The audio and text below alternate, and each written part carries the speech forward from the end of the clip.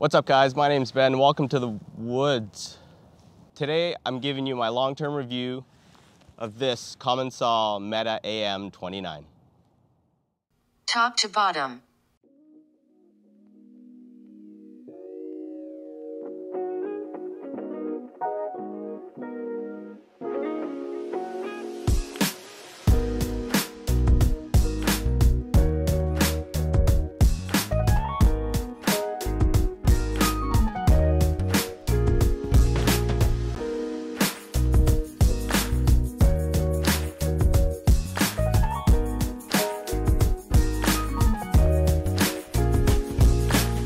Now, if you guys didn't already know, Commencal is a direct-to-consumer brand based out of Andorra, nestled somewhere between France and Spain. They are a gravity-focused brand, meaning they have a deep history in downhill, enduro racing. They make a bunch of trail bikes, some dirt jumpers, and a full lineup of kids' bikes. If you guys have little rippers that need a really good bike, check them out. Now back to my bike. I bought this beauty at the end of the 2019 season, meaning I've been on it for about 2 years now. I know I'm a little late to the party, but honestly, better late than never. And you know what? After 2 years, I've got a solid handle on what this bike can do for me, what this bike could do for you, and Commencal's made very few changes to this platform. Now there's a lot that I love about this bike and a few things I would change, but honestly, that's just me being picky. I knew I wanted to buy direct to consumer because these brands give you the absolute best bang for buck. Think about it, you're not paying for the bike shop overhead. Not having bike shop support right out of the gate might be a little concerning to some, especially newcomers to the sport, but trust me, their warranty service is awesome. And if you guys subscribe to the channel, you're gonna learn how to do every maintenance, every repair you could possibly have to do on your bike. So hit that red button. What I'll do real quick is talk about the specs and my build, and I'll leave you guys with my final thoughts on the bike. Frame is a medium Meta AM29. I'm 5'9" and it fits me perfectly.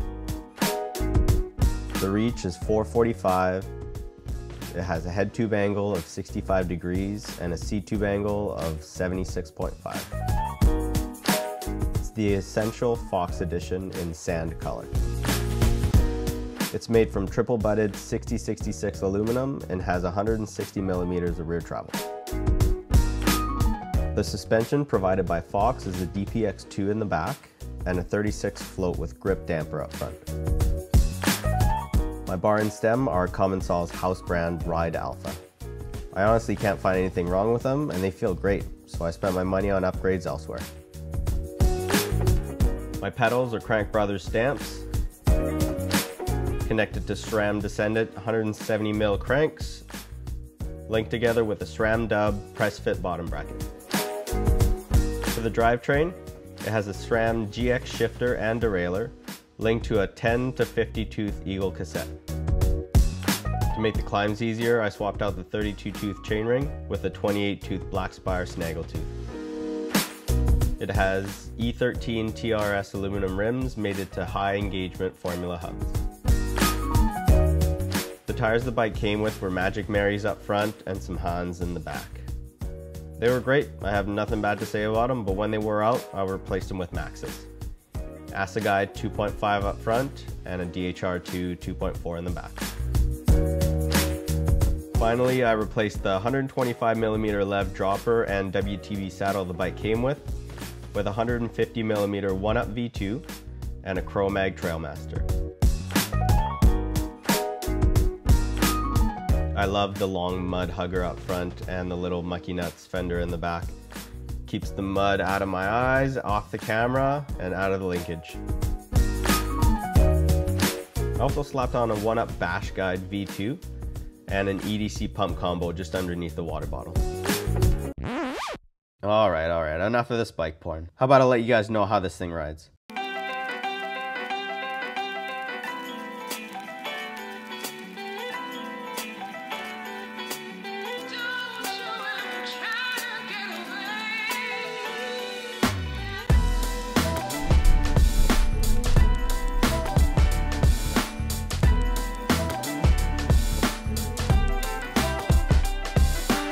For context, I should tell you guys where I live and the type of trails I ride.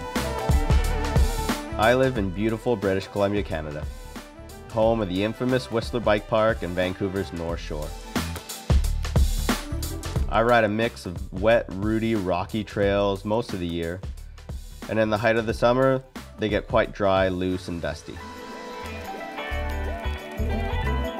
Locally, the huge population growth and land development has been creeping up, leaving us only with the higher, steeper parts of the mountains. I like to ride fast and love getting airborne, so bike park days are definitely my favorite. The North Shore and Fraser Valley trails, however, offer a different challenge. The steep, rocky chutes and off-camber routes will make any rider feel a bit uncomfortable, but that's what we love. Quick shot of adrenaline. This is definitely one part of my riding that needs to be sharpened, and I feel that this bike has helped me leaps and bounds towards that task. This is Commencal's enduro bike. Other than some minor geometry tweaks, the frame has had the same design for years now. Simple, reliable, and beautiful. Compared to my 2019, the current bikes have a slightly steeper head and seat tube angle following industry trends. They're even making a mullet lineup that's business up front, party in the back. Climbing with this bike is okay. It has a very comfortable seat angle, and sat into its 30% sag recommendation, it has really good small bump compliance and does a great job following the ground. For the long fire roads, I often just lock it up and spin up to the trailhead. I've also swapped out the 32 tooth for a 28, making this a little easier for me. On the descents, however, this thing is a beast. If I had to compare it to a weapon somewhere between a flamethrower and a katana sword, I think this meta would be Arnie's 50 caliber machine gun. It fires in a straight line and does a shit ton of damage to whatever stands in front of it. The geometry is a perfect blend of steep and slack. Slack enough to give you confidence by pushing the front wheel ahead on those steep descents, and steep enough to give you a little bit of playfulness when you want to jib around those side hits. The Fox 36 comes with volume spacers already, giving it a nice supported progressive feel. As for the rear, in my opinion, the natural linear curve of this single pivot design would greatly benefit from some volume spacers in the back as well.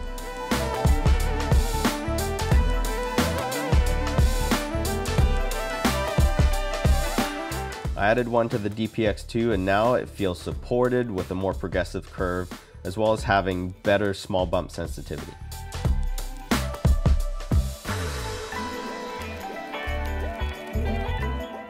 The simple suspension design has a great feel and is a dream to maintain with minimal bearings to replace.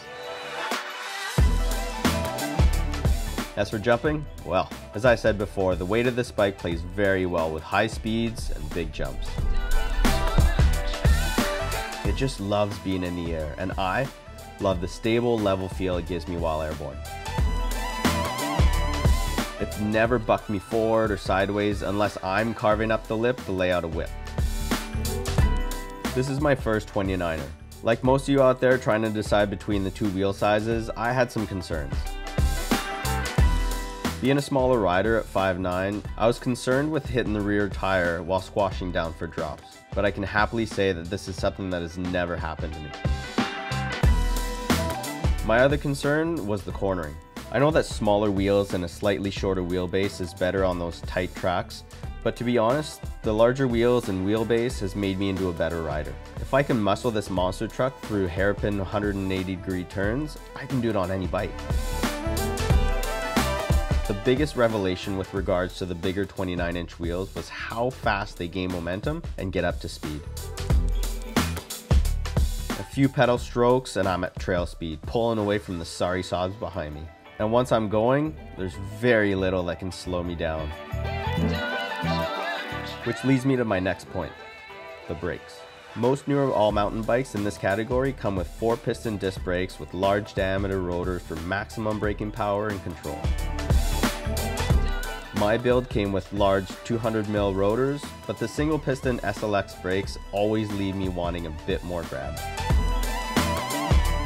They feel great, don't get me wrong. They're easy to maintain, but for a bike like this and a rider like me, these are for sure going to be the next upgrade I make on this bike.